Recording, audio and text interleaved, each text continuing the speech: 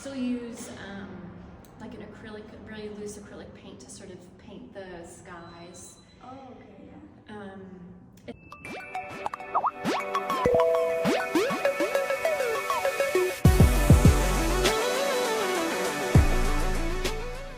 Hi, welcome to another episode of Conversations at Craighead Green. This is Rebecca Shewmaker. We have her show on right now, and welcome. Thank you. And can you share the story behind your transition from traditional painting to using sewing and embroidery techniques in your artwork? Yes. So when I was in my first year of graduate school at Texas Women's University, I was doing an MFA in painting, and I was primarily thinking I would do acrylic, watercolor painting, and that first year was a bit rough. It was a bit of a tough year. I was doing all sorts of different subject matter for my paintings, and was really struggling to find my voice. I was interested in landscapes and knew So you've always been interested in the landscape? Yes, always landscapes as a subject matter. At that particular time, I was interested in the landscapes of where I grew up in Paris, Texas, in Northeast Texas. And I was doing these, they were not very good, watercolor paintings of them. And it just wasn't working. And so, as part of being a graduate student, we're really encouraged to look at other artists' work, and sort of think of like, who do you really like, what do you like about it? And I remember seeing the work of Michael Rebecca. He is a Dutch artist living in London, and he does these, they're very moody paintings with thread of houses. And they're very bleak, kind of desolate. And how did you find out about him? How did you see his art? I think I saw his art for the first time when I was in Houston at the Contemporary Art Museum of Houston. And it was several years ago, but I remember being very struck at the texture of the surface of his works because it was paint combined with thread. And so I was talking about him to some of my professors, and then at the same time, I would bring to class socks, and I was knitting for people in my family, just fun things I was knitting. Yeah.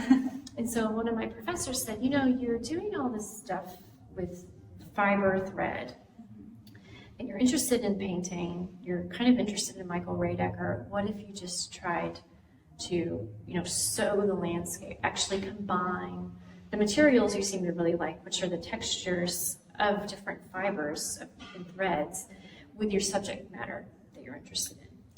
And so that summer, in between my first year of graduate school, going into my second year, I took basically that whole summer to kind of figure out how to use my sewing machine to make landscapes. Okay, wow. And it wasn't...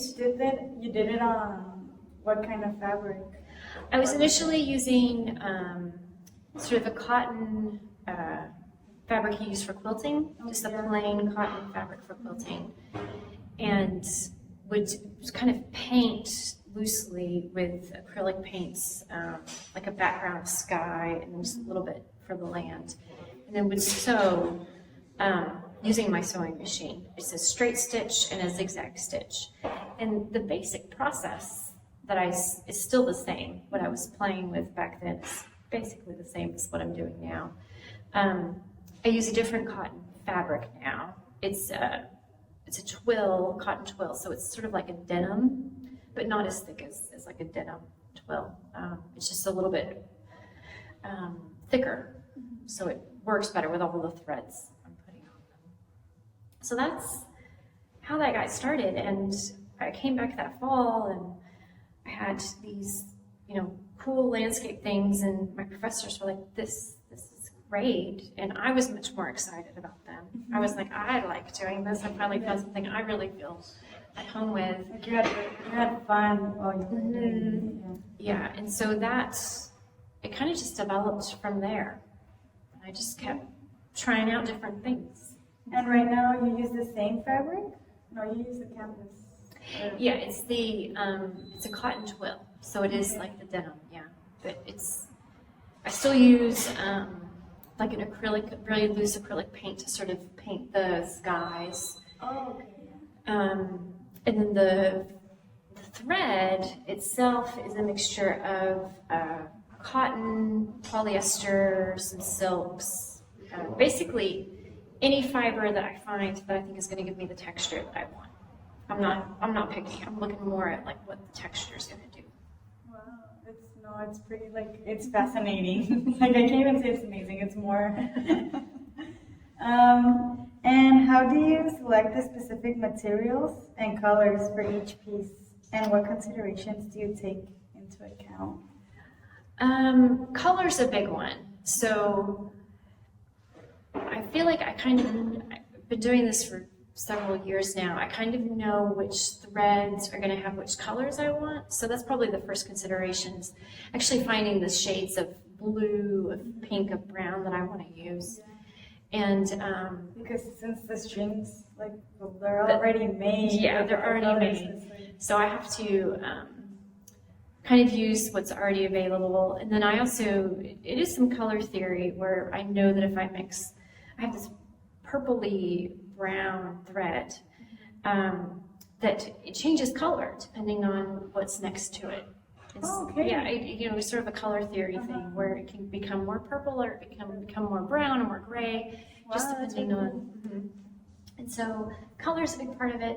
The thickness of the thread is probably the second thing I look at. So thread comes in a variety of thicknesses. The most common in our clothing is probably it's called a 50 weight thread. It's pretty thin.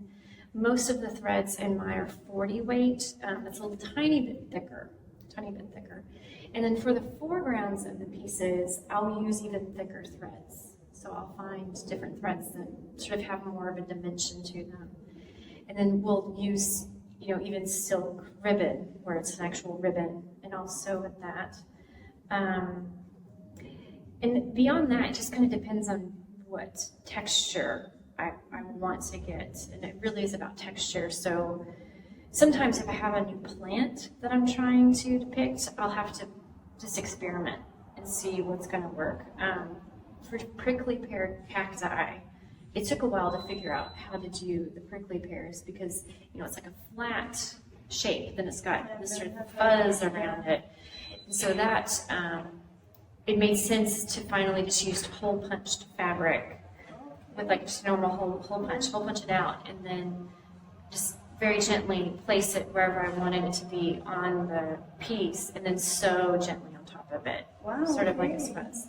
So that's, if I have a new plant or rock formation or something that I want to depict, I kind of have to play with it to come up with the right texture. Wow. Yeah. Well, I never thought you were going to say use the hole punch rules because I look at them and I feel like you only go like you're all day. Yeah. So sometimes things are, most of it is just sort of basic sewing, with a sewing machine.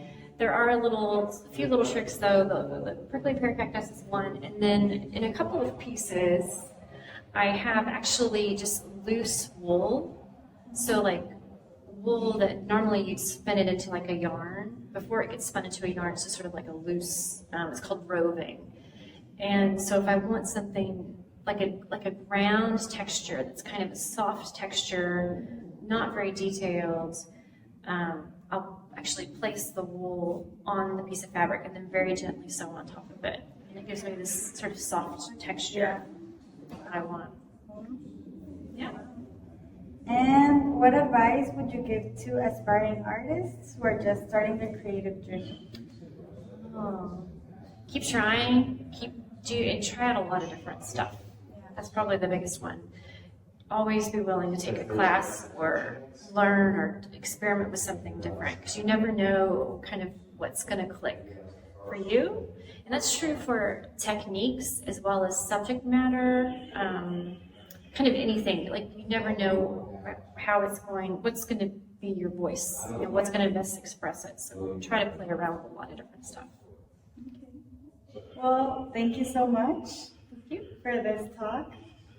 And we'll hope to see you on Saturday for the gallery art walk. So you can come see her talk too. And that's it.